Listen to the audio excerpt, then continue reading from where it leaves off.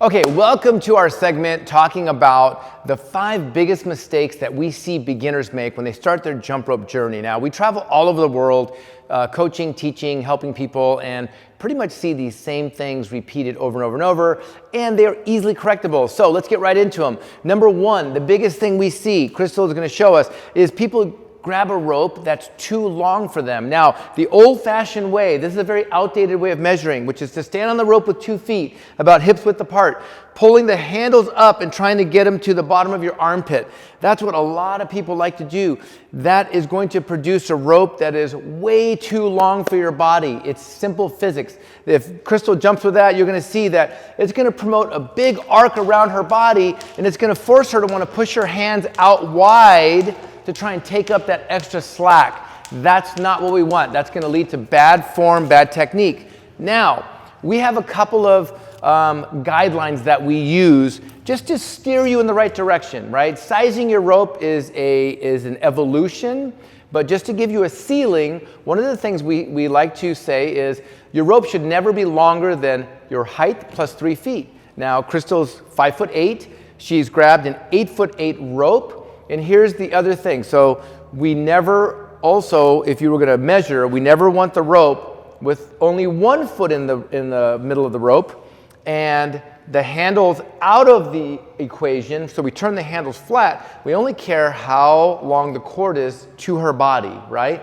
And it's stopping at the bottom of her sternum, the very bottom of her chest, okay, that xiphoid process. That's the longest we ever recommend your rope should be. Otherwise, it's gonna force you into that bad habit. Now, this is still a little long for her, right? So it would work. It would keep her somewhere in the realm of decent form, but still a little long, and it's gonna make her hands a little further away from her body than we want, a little bit too much striking on the ground. Now, Crystal is an advanced jumper, and we're gonna show you what her evolution looked like. Now she's all the way down to, this is an 8-foot rope, even she uses 7'10". Now look how this fits her body. 1 foot in the rope, feet are all the way together, she's standing tall. Now this is somewhere between her belly button and sternum, That's more ideal for good, efficient form. That's what we're looking for. So now if Crystal jumps with this, and we'll take a look at it, we see that she has nice, even, clean turnover. The rope looks really nice and smooth, passing over her head, underfoot. Her hands are nice and close to her pockets. Yep, double unders, no problem. And that shorter rope is also going to produce a faster turnover cycle, so that is ideal as well. So, sizing your rope is a journey. We don't want to go too long. That's number 1. So number 2, we see people using a rope that's too light for them. So that is the speed rope typically, right? A speed rope is a 1-ounce wire. And the problem with the speed rope is it's just simply too light to feel connected to it. So it tends to make people want to jump too fast right from the get-go. And that's what we don't want. Your timing gets off when you feel like you have to really ramp the speed up of that rope. So don't like people to learn with that. You can, we see people do it all the time, but it's just gonna cause some quirks that are going to affect you when you really need to learn how to slow down and speed up and slow down and speed up. You're only gonna have 1 speed typically, and that's to go too fast.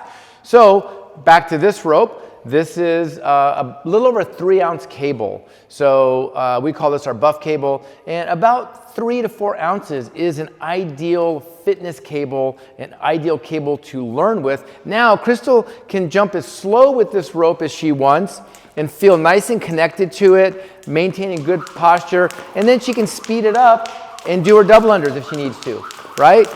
There we go, perfect. So you want a cable that is 3 to 4 ounces. That's number 2. Now, number 3, the biggest thing that people need to understand is that you are in charge of where the rope comes down and grazes the ground. We call that the contact point.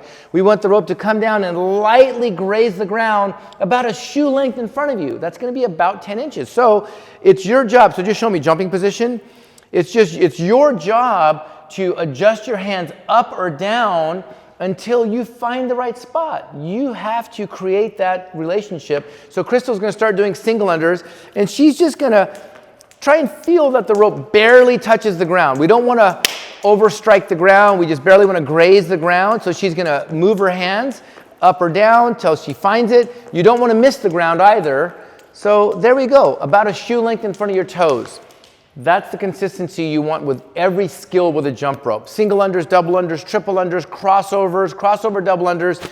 You want that same pass-through spot, okay? So, number 4, people don't seem to know what good form really looks like. Let's talk about what that looks like. Watson's gonna come in here to demonstrate what good form looks like. Let's face the camera real quick. So, realistically, what we want is, think about a nice plus, right? If we had a nice plus drawn across Crystal's body, this is her y-axis vertically running through the center of her body.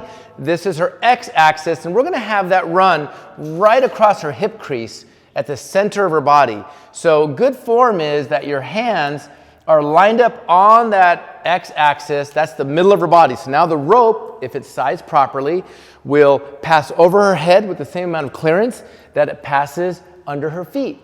Right? And in this position, her elbows should be slightly behind her shoulders. So why don't we now turn sideways, right? So relax, drop your arms down. So when she brings her hands up to her x-axis and turns her handles out, look where the elbows went. They went behind her shoulders. That is key.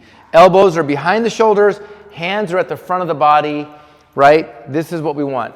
That's good form. So you need to research, look at videos, look on YouTube, find other accomplished jumpers, see what that form, get an idea of what that silhouette looks like, and that leads us to number 5. Now that you know what that good form looks like, you need to self-analyze. So whether that's looking in a mirror and jump roping in a mirror, or videotaping yourself and try and emulate what that good form looks like, right?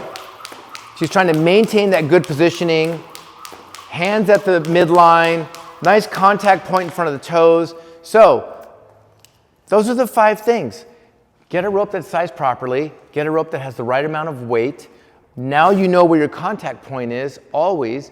Self-analyze, actually see what good form looks like first, study good form, and then self-analyze and make changes. Don't keep making the same mistakes over and over and over. So those are the 5 big mistakes that we know you can correct. Subscribe to our YouTube channel. We'll give you all the tips that we have to help you unlock those mysteries, and you'll be off and jumping.